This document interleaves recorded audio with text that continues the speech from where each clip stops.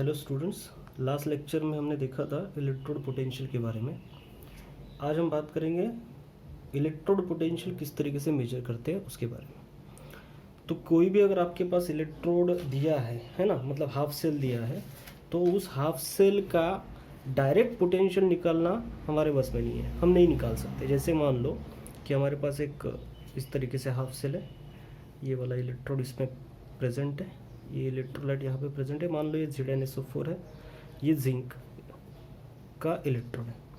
तो ये जो हमारा हाफ सेल है ना, ये जो हमारा हाफ सेल है, इस हाफ सेल का डायरेक्टली आप कोई पोटेंशियल नहीं डिटरमाइन कर सकते। तो फिर इस हाफ सेल का पोटेंशियल कैसे डिटरमाइन किया जाए, इस इलेक्ट्रोड के पूरे इलेक्ट्रोड का पोटेंशियल कैसे डिटरमाइन किया जाए, है ना। तो इसको डिटरमाइन करने के लिए हमें कोई एक रेफरेंस इलेक्ट्रोड की ज़रूरत पड़ेगी। रेफरेंस इलेक्ट्रोड, जैसे हमने थर्मोडायनामिक्स में देखते हैं ना कि भाई एब्सोल्यूट जो इंटरनल एनर्जी है वो हमारे पास में नहीं है डिटरमाइन करना, लेकिन हम चेंज डिटरमाइन कर सकते हैं। मतलब जब कोई भी सिस्टम में चेंज होगा, मतलब इनिशियल फाइनल स्टेट, दो अलग अलग स्टेट होगी, तभी हम डिटरमाइन कर सकते हैं। उसी तरीके से इंडिविजुअल सेल का पोटेंशियल हम डिटरमाइन भले ही ना कर पाए लेकिन डायरेक्टली, लेकिन उसका पोटेंशियल हम indirectly by comparing with the some reference half cell या फिर रेफरेंस इलेक्ट्रोड को हम रख के डिटरमाइन कर सकते हैं। जैसे मान लो ये रेफरेंस इलेक्ट्रोड है ना, ये रेफरेंस इलेक्ट्रोड है और ये हमारा इलेक्ट्रोड है जिसका पोटेंशियल हमें डिटरमाइन करना है। और ये इसको हमने कनेक्ट कर दिया दोनों को एक दूसरे के साथ, दोनों को कनेक्ट कर दिया। तो कनेक्ट करने के बाद रिएक्शन होगा दोनों सेल में, अपने अपने इसमें हाफ सेल रिएक्शंस होगा और इसकी वजह से यहाँ पे हमें एक वोल्टमीटर में कुछ पोटेंशियल मिलेगा। ये पोटेंशियल किसका हुआ, सेल का पोटेंशियल हुआ।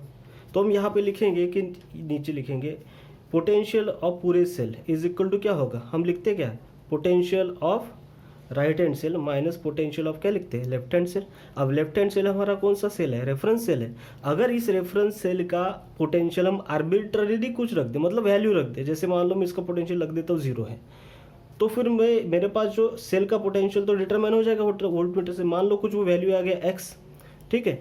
तो यहाँ पे जो पोटेंशियल ऑफ राइट इलेक्ट्रोड, मतलब ये इलेक्ट्रोड जिसका पोटेंशियल हमें डिटरमाइन करना था, वो क्या होगा, वो लेगा उसी तरीके से यहाँ पे electrode potential of right hand side half cell minus यहाँ पे पोटेंशियल ऑफ लेफ्ट साइड का हाफ सेल है ना, लेफ्ट साइड का इलेक्ट्रोड जो हमारा है उसका पोटेंशियल कितना लिया हमने, आर्बिट्ररीली 0। तो ऑब्वियसली है कि राइट हैंड साइड का जो पोटेंशियल आएगा, इलेक्ट्रोड का पोटेंशियल आएगा, that will be equal to क्या हो जाएगा, पोटेंशियल ऑफ सेल। तो हम इस तरीके से डिटरमाइन करते हैं किसी भी सेल का पोटेंशियल, मतलब हाफ सेल का पोटेंशियल, या फिर हम बोलेंगे कि इस पूरे इलेक्ट्रोड का पोटेंशियल कितना होगा वो। तो हम इस तरीके से उसको डिटरमाइन करेंगे।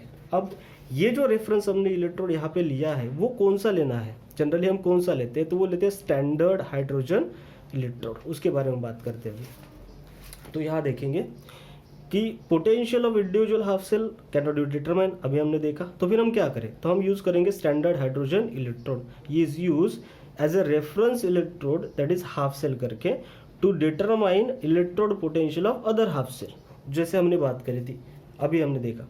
तो यहाँ पे ये देखो, यहाँ पे ये है हमारा स्टैंडर्ड हाइड्रोजन इलेक्ट्रोड। अब इसमें क्या है, ये कंटेनर है, कंटेनर में क्या लिखा है हमने, एक इलेक्ट्रोड रखा है ना, ग्लास का एक इलेक्ट्रोड है, उसके अंदर में ये जो दिख रहा है, ये सेंट्रल में दिख रहा होगा आपको, ये क्या है, ये पूरा का पूरा प्लेटिनम का एक वायर है और लास्ट में यहाँ पे अटैच है प्लेटिनम का ही फॉइल, जिसके ऊपर कोटिंग है किसका, प्लेटिनम ब्लैक का। So platinum foil coated with the platinum black, ये यहाँ पे अटैच है, जो कि डिप्ड किस में है, इलेक्ट्रोलाइट सॉल्यूशन। अच्छा, ये जो इलेक्ट्रोलाइट का यहाँ पे सॉल्यूशन है वो एसिडिक सॉल्यूशन है। एसिडिक है मतलब यहाँ पे H+ आयन का प्रेजेंस है। तो यहाँ पे जो एसिडिक सॉल्यूशन होगा उसमें जो H+ आयन होगा उसका कॉन्सेंट्रेशन लेना है यूनिटी, दैट इज 1 मोलर।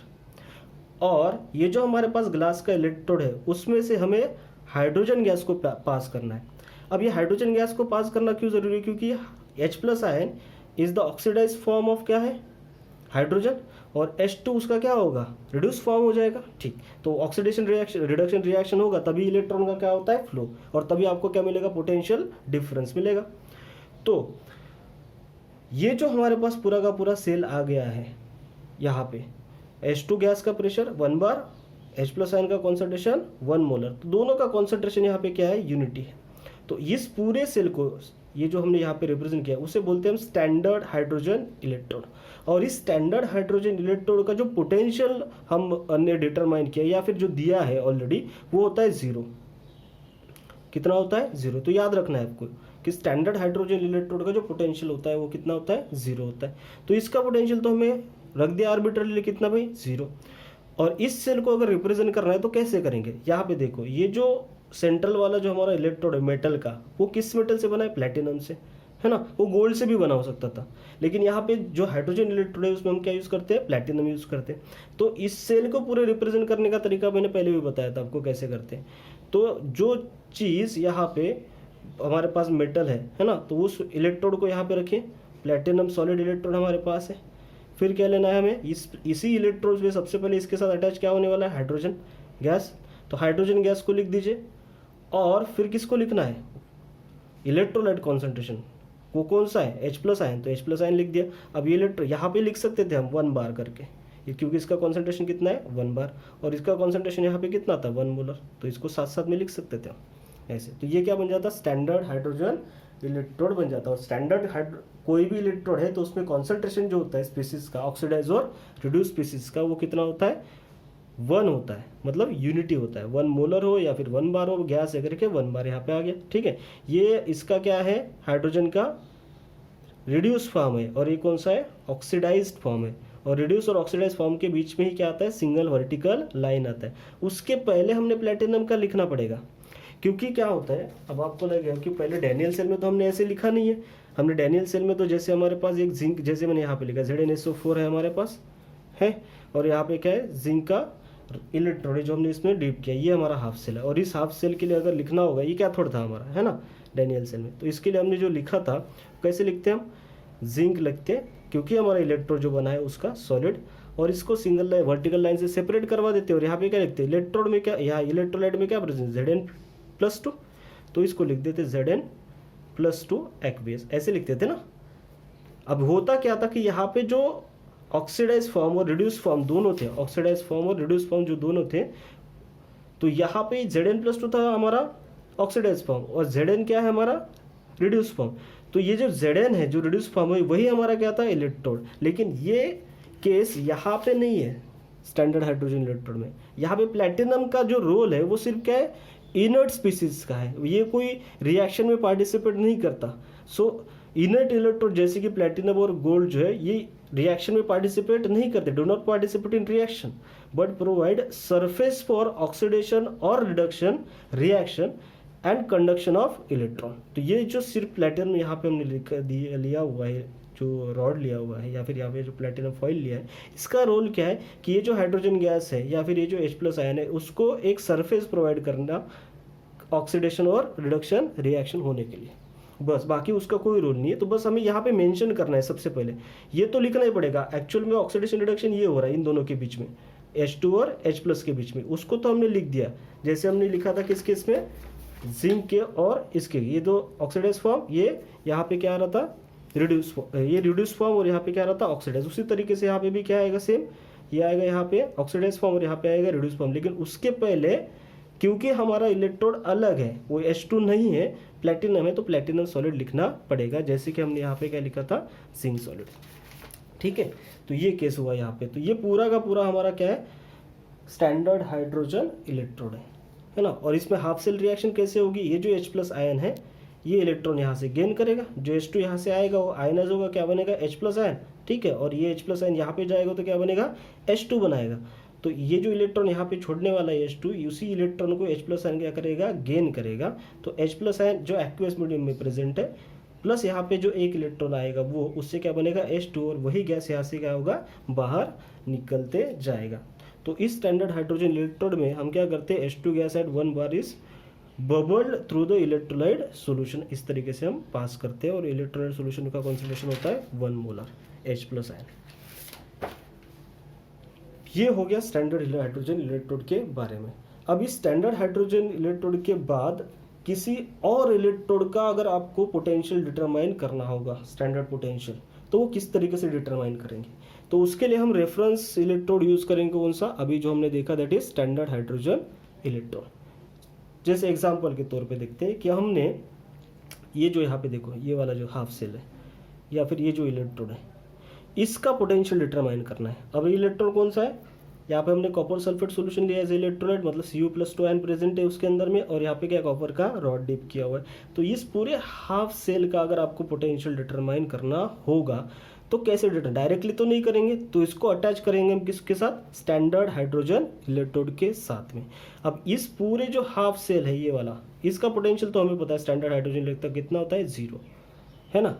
अब ये दोनों को कनेक्ट करवा दिया, सॉल्ट ब्रिज है हमें पता है, दोनों के आयंस के मूवमेंट के लिए ज़रूरी है, दोनों को वायर से कनेक्ट करवा दिया। यहाँ पे मान लो यहाँ पे क्या स्विच प्रेजेंट है ना। तो यहाँ पे हाफ सेल रिएक्शन क्या होगा, ये स्टैंडर्ड हाइड्रोजन रिएक्शन में हमने देखा, और यहाँ पे क्या होगा वो भी हम देखते हैं। अब सिंस हमने इसको इस साइड में कनेक्ट किया हुआ है, कौन से साइड में, राइट हैंड साइड, ये हुआ राइट हैंड साइड, और स्टैंडर्ड हाइड्रोजन इलेक्ट्रोड को हमने कनेक्ट किया है किसके, कौन से साइड में, left hand side. So according to convention, जो पहले लेक्चर में भी हमने देखा था कि राइट हैंड साइड में अगर कोई इलेक्ट्रोड हमने कनेक्ट किया हुआ है तो वो होता है क्या, कैथोड, और लेफ्ट हैंड साइड में जब हम कनेक्ट करते हैं तो होता है क्या, एनोड। तो हमने इसको स्टैंडर्ड हाइड्रोजन इलेक्ट्रोड को मानना है क्या, एनोड, और जिस इलेक्ट्रोड का, जिस हाफ सेल का आपको पोटेंशियल डिटरमाइन करना होगा उसे क्या कंसिडर करना है, कैथोड। तो ये होगा पॉजिटिव और ये होगा क्या, नेगेटिव, दोनों को हमने कनेक्ट करवा दिया। जैसे हम स्विच को ऑन करेंगे तो यहाँ पे करंट पास होगा, इलेक्ट्रॉन का यहाँ पे क्या होगा, फ्लो होगा, और यहाँ पे जो भी वोल्टमीटर हम अटैच करेंगे उस वोल्टमीटर में एक पोटेंशियल आपको दिखेगा, उस पोटेंशियल को नोट डाउन करिए। तो ये जो पोटेंशियल यहाँ पे मिलेगा आपको, that will be potential of this entire cell, ये दोनों का मिला के होगा क्योंकि दोनों कनेक्टेड है।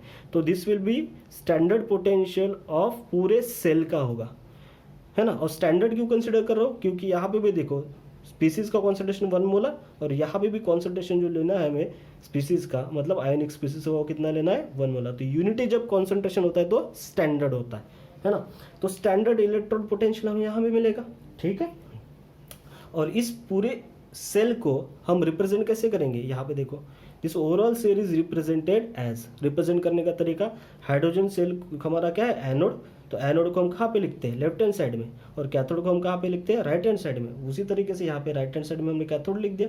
कैथोड में क्या हो रहा है, Cu+2, यहाँ पे अब देखो पहले भी बताया था पुराने क्लासेस में कि कैथोड पे रिडक्शन होता है और एनोड पे ऑक्सीडेशन होता है। तो रिडक्शन अगर कैथोड पे होगा तो रिडक्शन किसका होगा, कॉपर का। तो कॉपर क्या होगा, डिपॉजिट होगा किस पे, कॉपर इलेक्ट्रोड पे, ठीक है।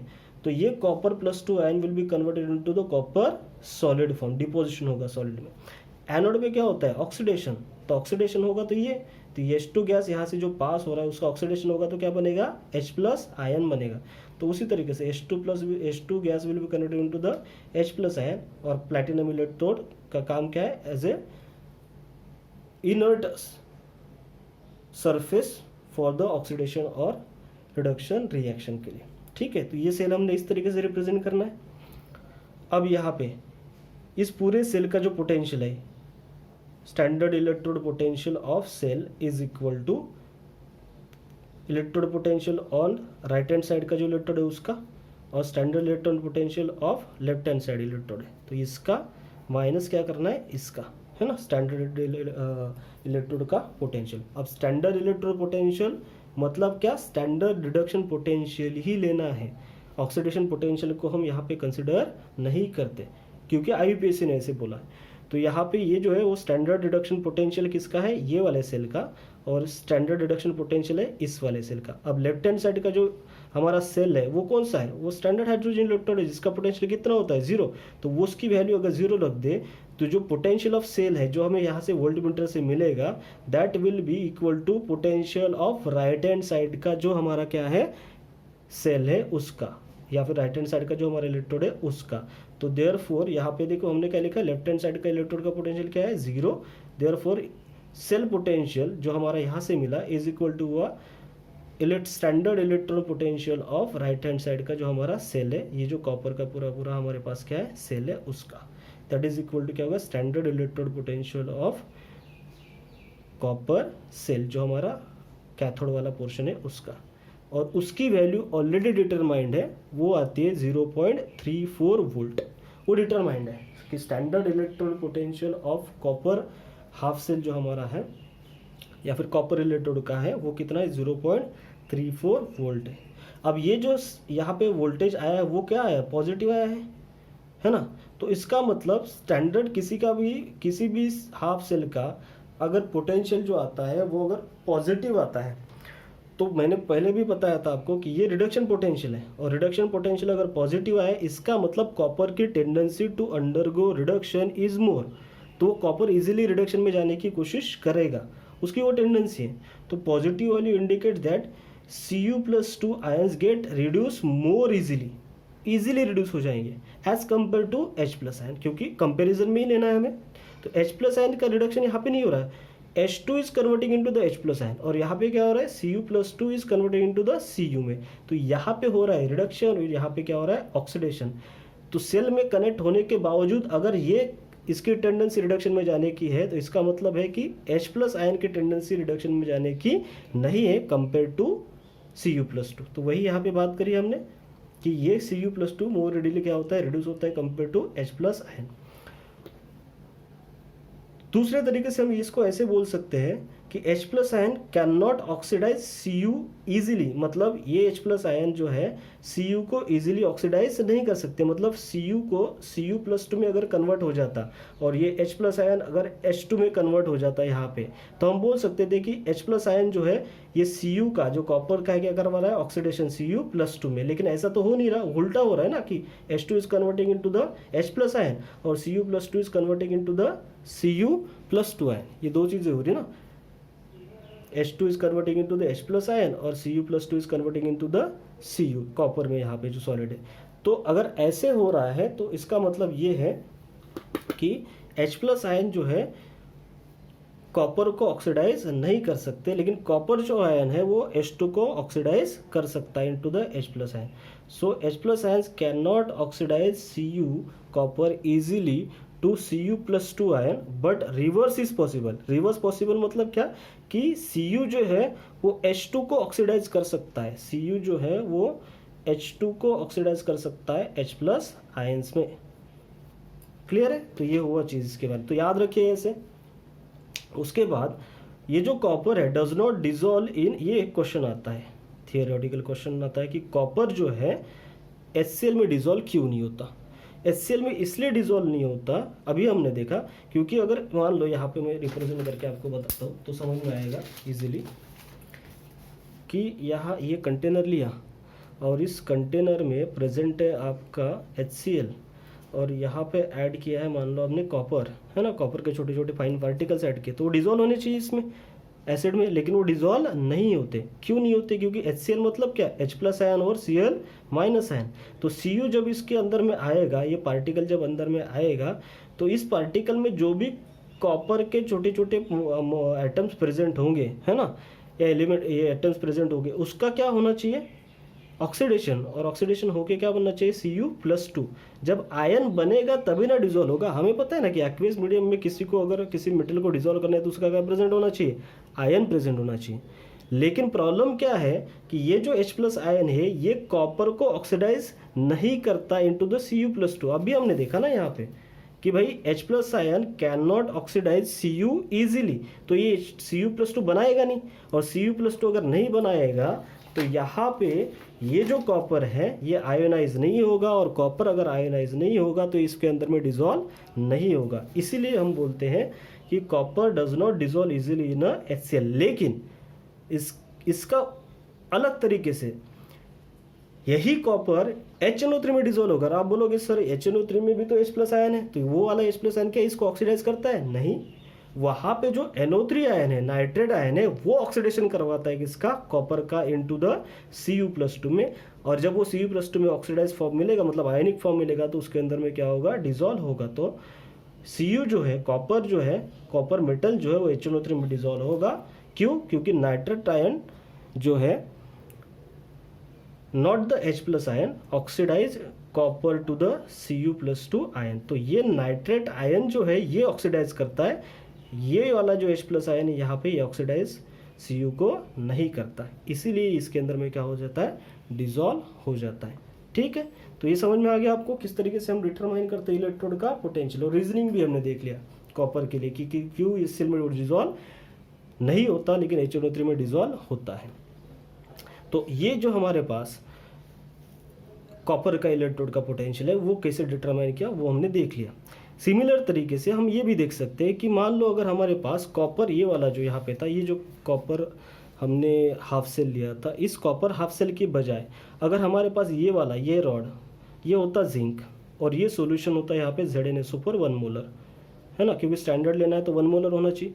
तो यहाँ पे ये पूरा हाफ सेल क्या बन जाता, जिंक और Zn+2 के बीच में ऑक्सीडेशन रिडक्शन हो जाता, ये रिडॉक्स कपल बन जाता और इसी की वजह से ये क्या बन जाता, पूरा का पूरा हमारा हाफ सेल बनता और ये हमारा क्या बन जाता, जिंक का इलेक्ट्रोड। और इस इलेक्ट्रोड का पोटेंशियल अगर डिटरमाइन करना होगा तो सेम तरीके से हम यहाँ पे क्या अटैच करवाते थे, स्टैंडर्ड हाइड्रोजन इलेक्ट्रोड, उसका पोटेंशियल है 0। तो ये जो यहाँ पे हमने सर्किट में कनेक्ट कर दिया तो यहाँ पे कुछ हमें क्या मिल जाता, पूरा पोटेंशियल। और ये जो सेल का पोटेंशियल होता वो किसका पोटेंशियल होता, इस हाफ सेल का, कौन सा, जिंक और Zn+2 वाला जो हाफ सेल है इसका पोटेंशियल होता, मतलब ये वाला जिंक जो इलेक्ट्रोड है उसका पोटेंशियल होता। समझ में आया कि नहीं? पहले हमें किसका मिला था, कॉपर का, अभी हमने कॉपर नहीं कनेक्ट किया, क्या कनेक्ट किया है, जिंक, और जिंक इलेक्ट्रोड डिप किया है किसके अंडर में, ZnSO4 सॉल्यूशन, और इसको कनेक्ट किया किसके साथ, स्टैंडर्ड हाइड्रोजन इलेक्ट्रोड के साथ में। तो अभी जो हमें सेल का पोटेंशियल मिलेगा वो पोटेंशियल किसका होगा, ये वाला हाफ सेल, नया वाला जिंक वाला जो इलेक्ट्रोड है उसका हाफ, उस जो ZnSO4 में डिजोल्व किया उस हाफ सेल का क्या होगा, पोटेंशियल होगा।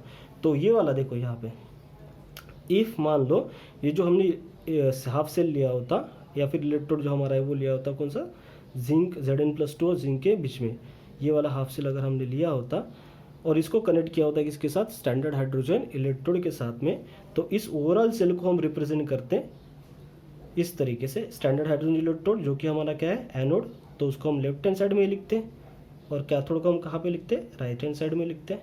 तो कैथोड पे क्या हो रहा था, यहाँ पे कैथोड पे क्या होगा, रिडक्शन होगा, और रिडक्शन होगा तो obviously Zn+2 ion will be deposit on the Zn electrode पे डिपॉजिट होगा। तो वही हमने लिखा है यहाँ पे नीचे कि Zn+2 is converted into the Zn solid form में डिपोजिशन होगा, राइट। और इस सेल को हमने सॉल्ट ब्रिज के थ्रू कनेक्ट किया किसके साथ, स्टैंडर्ड हाइड्रोजन इलेक्ट्रोड के साथ, एनोड कंसिडर करके, और इसका पोटेंशियल कितना लेते हैं हम, 0। तो स्टैंडर्ड हाइड्रोजन रिप्रेजेंट करना कैसे वो तो हमने देख ही लिया है, ठीक। तो इस पूरे सेल का पोटेंशियल इज इक्वल टू होगा इलेक्ट्रोड पोटेंशियल और potential of standard electrode on right hand side and potential of standard potential of electrode on left hand side. तो लेफ्ट हैंड साइड वाला जो हमारा इलेक्ट्रोड है वो तो स्टैंडर्ड हाइड्रोजन इलेक्ट्रोड था, तो उसका पोटेंशियल कितना है, 0। तो यहाँ पे सेल का पोटेंशियल इज इक्वल टू होगा standard potential of electrode on right hand side. और इसकी भी वैल्यू डिटरमाइन करिए, मतलब ये जो जिंक और Zn+2 और जिंक का जो हमारा स्टैंडर्ड हमारा जो सेल है, हाफ सेल है या फिर जो इलेक्ट्रोड है, उसका पोटेंशियल हमने ऑलरेडी डिटरमाइन किया हुआ है। उसकी वैल्यू आती है माइनस 0.76 वोल्ट। यहाँ पे देखो वैल्यू जो आई है वो आई कितनी है, माइनस है, निगेटिव में है, और यहाँ पे आई थी पहले वाले कॉपर के केस में कौन सी, पॉजिटिव। तो वहाँ पे हमने क्या देखा था कि वैल्यू अगर पॉजिटिव है ना, स्टैंडर्ड इलेक्ट्रोड पोटेंशियल की, तो इसका मतलब ये है कि उसकी टेंडेंसी रिडक्शन में जाने की होती है।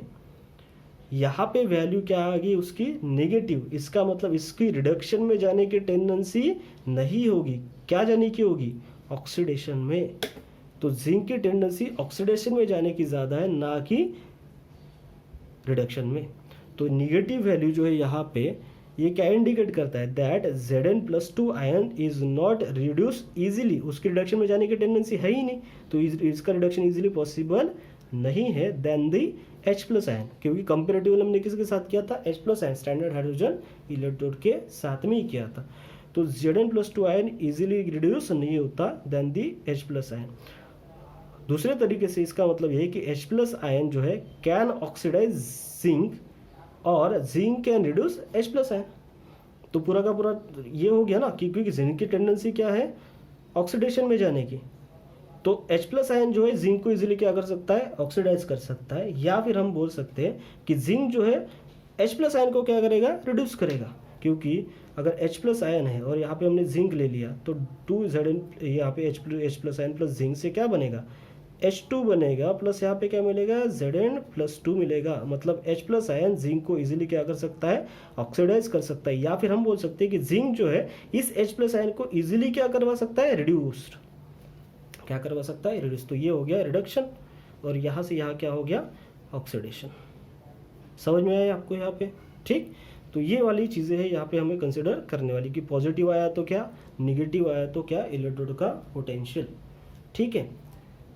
अब डैनियल सेल जो हमने लिया था उसमें हमने दो अलग अलग इलेक्ट्रोड्स लिए थे। उसमें स्टैंडर्ड हाइड्रोजन इलेक्ट्रोड नहीं आया था, है ना। राइट हैंड साइड में जो हमने कनेक्ट किया था वो था कॉपर वाला इलेक्ट्रोड, और लेफ्ट हैंड साइड में जो हमने लिया था वो था जिंक वाला इलेक्ट्रोड, है ना। तो यहाँ पे ये अगर हमारे पास सेल है तो अब इस कॉपर वाले सेल का जो पोटेंशियल है वो भी हमें पता है, वो वैल्यू कितनी आ गई है, प्लस 0.34। और जो जिंक वाला जो इलेक्ट्रोड हाफ सेल होता है, या फिर जिंक वाला इलेक्ट्रोड का जो पोटेंशियल है, या फिर उस हाफ सेल का जो पोटेंशियल है वो भी हमें पता है, वो कितना आता है, -0.76। तो इस पूरे सेल का पोटेंशियल क्या होगा, तो standard electrode potential of this entire cell is equal to होगा इलेक्ट्रोड पोटेंशियल जो हमारा राइट साइड में प्रेजेंट है उसका, और standard potential of electrode present on left hand side उसका। तो राइट हैंड साइड में कौन सा है, कॉपर वाला है, और उसका पोटेंशियल कितना है, 0.34 है। तो उसको रख दे 0. यहाँ पे हमने क्या रखा है, 34, माइनस इलेक्ट्रोड पोटेंशियल जो राइट हैंड साइड में अटैच है ना, इलेक्ट्रोड जो हमारा राइट हैंड साइड में है उसका क्या है, पोटेंशियल, उसका पोटेंशियल कितना है, -0.76। वो हम यहाँ पे रख दें, तो माइनस माइनस क्या हो जाएगा, ये प्लस, और दोनों का एडिशन करेंगे तो कितना आएगा, 1.1 वोल्ट। और याद रख, देख आपको शायद याद भी होगा कि यही 1.1 वोल्ट का जो पोटेंशियल है हमने यूज़ किया था डैनियल सेल का पोटेंशियल करके, पहले जब हम बात कर रहे थे पहले वाले लेक्चर में, याद होगा आपको कि हमने कितना लिया था, डैनियल सेल का पोटेंशियल 1.1 वोल्ट ही लिया होगा। सो ये है all about measurement of electrode potential के अंडर में स्टैंडर्ड हाइड्रोजन इलेक्ट्रोड, और किसी भी हाफ सेल जो होगा या फिर कोई भी जो हमारा इलेक्ट्रोड होगा other than the standard hydrogen electrode, उसका पोटेंशियल हम किस तरीके से डिटरमाइन करते हैं, और उसका पोटेंशियल पॉजिटिव या फिर निगेटिव आया तो उसका मीनिंग क्या है, वो सारी चीज़ें हमने आज इस क्लास में कवर की है। नेक्स्ट टाइम हम बात करेंगे नर्स्ट इक्वेशन के बारे में। उसके पहले ये जो सारी चीज़ें हमने यहाँ पे कवर की है उसका एक समराइज फॉर्म ही आपको बता देता हूँ कि एग्जैक्टली ये सारी चीज़ें जो आई है यहाँ पे उसका मतलब है क्या, जो फाइनल कंक्लूजन है। यहाँ पे देखो, अभी हमने देखा कि किसी भी सेल का स्टैंडर्ड इलेक्ट्रोड पोटेंशियल अगर पॉजिटिव है, हाफ सेल की बात करो, किसी भी हाफ सेल का स्टैंडर्ड इलेक्ट्रोड पोटेंशियल पॉजिटिव है, मतलब 0 से ज़्यादा है, जो कि किस केस में मिला था, कॉपर के केस में, जो कि किस केस में मिला था, कॉपर के केस में। तो अगर standard electrode potential is greater than 0 that is positive, metal has tendency to undergo reduction. Copper की टेंडेंसी क्या थी, रिडक्शन में जाने की, और अगर वो रिडक्शन में जाएगा तो सामने वाले का क्या करेगा, ऑक्सीडेशन। तो it act as a very good oxidizing agent. और जितनी ज़्यादा पॉजिटिव वैल्यू होगी उस सेल के लिए या फिर उस इलेक्ट्रोड की स्टैंडर्ड इलेक्ट्रोड पोटेंशियल की वैल्यू जितनी ज़्यादा पॉजिटिव होगी, इसका मतलब है कि वो वाला मेटल उतना ही स्ट्रॉन्गर क्या होगा, ऑक्सीडाइजिंग एजेंट। तो copper will be a good oxidizing agent. उसकी वैल्यू कितनी, 0.34। अगर मान लो कोई अगर मेटल है उसका स्टैंडर्ड इलेक्ट्रोड पोटेंशियल आता है और भी ज़्यादा, जैसे मान लो +2 आया गया है ना, +2.2 आ गया मान लो इस तरीके से वोल्ट, तो ये तो बहुत ही अच्छा है ना कि इसका जो स्टैंडर्ड इलेक्ट्रोड पोटेंशियल 0 से बहुत ही ज़्यादा है, 2.2 वोल्ट है। तो ये जो हमारा जो भी मेटल होगा X, वो बहुत ही स्ट्रॉन्ग क्या होगा, ऑक्सीडाइजिंग एजेंट होगा। तो जितनी ज़्यादा पॉजिटिव स्टैंडर्ड इलेक्ट्रोड पोटेंशियल होगा किसी भी मेटल का, उतना ही अच्छा हो क्या होगा, ऑक्सीडाइजिंग एजेंट होगा। सिमिलरली इसका उल्टा कि स्टैंडर्ड इलेक्ट्रोड पोटेंशियल अगर 0 से कम है, मतलब वो क्या है, नेगेटिव है, तो मेटल की टेंडेंसी ऑक्सीडेशन में जाने की होगी, ना कि रिडक्शन में। तो इसका मतलब अगर वो ऑक्सीडेशन में जाएगा तो सामने वाले क्या करेगा, रिडक्शन, और सामने वाले का रिडक्शन होगा तो this metal will be act as a reducing agent. तो जितना निगेटिव स्टैंडर्ड इलेक्ट्रोड पोटेंशियल होगा किसी भी मेटल इलेक्ट्रोड का, उतना ही स्ट्रॉन्गर वो मेटल जो है रिड्यूसिंग एजेंट होगा। अब यहाँ पे एक क्वेश्चन आता है कॉम्पिटिटिव में कभी कभी कि सबसे ज़्यादा जो स्ट्रॉन्गर ऑक्सीडाइजिंग एजेंट है, सबसे स्ट्रॉन्गेस्ट ऑक्सीडाइजिंग एजेंट या फिर सबसे वीकेस्ट रिड्यूसिंग एजेंट या फिर सबसे स्ट्रॉन्गेस्ट रिड्यूसिंग एजेंट और सबसे वीकेस्ट ऑक्सीडाइजिंग एजेंट कौन सा है। तो याद रखिए आपको यहाँ पे फ्लोरीन जो है F2, तो fluorine gas is strongest oxidizing agent होता है और F- आयन जो है वो वीकेस्ट रिड्यूसिंग एजेंट होता है ना। और उसी तरीके से लिथियम जो है मेटल वो स्ट्रॉन्गेस्ट रिड्यूसिंग एजेंट होता है और लिथियम प्लस आयन जो है वो वीकेस्ट ऑक्सीडाइजिंग एजेंट होता है। इसको आपको याद रखना है, इसको मैं आगे एक्सप्लेन करूंगा क्यों ये लिथियम जो है वो स्ट्रॉन्गेस्ट रिड्यूसिंग एजेंट है। ये हमने इस ब्लॉक में भी देखा था कि लिथियम जो है स्ट्रॉन्गेस्ट रिड्यूसिंग एजेंट होता है जब वो एक्वियस मीडियम में प्रेजेंट होता है ना। तो ये है फाइनल कंक्लूजन अभी तक जो हमने देखा मेजरमेंट ऑफ इलेक्ट्रोड पोटेंशियल में। ठीक है।